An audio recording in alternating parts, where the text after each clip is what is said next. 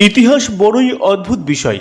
তার মধ্যে যে শুধু প্রাচীনত্বের সময় নির্ধারণ করা হয়েছে এমন নয়, রয়েছে অনেক আত্মগোপন করা মুখোশধারী রহস্যপূর্ণ কাহিনী, যে কাহিনী শোনার পর যে কোনো ইতিহাসপ্রেমী ভ্রমণ পিপাসু মানুষের কাছেই সেই জায়গায় ভ্রমণের ইচ্ছে আরও দ্বিগুণ হয়ে ওঠে।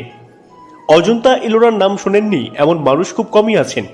অজন্তা এলোরা বলতেই আমাদের চোখের সামনে ভেসে ওঠে সেই স্থাপত্য নকশা আর ভাস্কর্যের চিত্রপট, যা আজকের দিনে কল্পনাও করা যায় না। ইউনেস্কোর তরফ থেকে ওয়ার্ল্ড হেরিটেজ সাইটের তকমা পেয়েছে এই ইলোরা গুহা। বন্ধুরা, কিভাবে তৈরি হয়েছিল এই মন্দির এবং গুহা, কেই বা তাদের গায়ে এঁকে দিয়েছিল চিত্রপট, নকশা ও নানান কাহিনীর বিবরণ, তার খোঁজ কেউ জানে না। প্রত্নতাত্ত্বিক থেকে শুরু করে বিজ্ঞানীরাও ভেবাচাকা খেয়ে গেছেন এই ভেবে যে কিভাবে সম্ভব এই কাজ। যে সময়ে কোনো উন্নত টেকনোলজি ছিল না, শুধু হাত দিয়ে পাথর কেটে কিভাবে এই মন্দির বা গুহা বানানো সম্ভব হয়েছিল।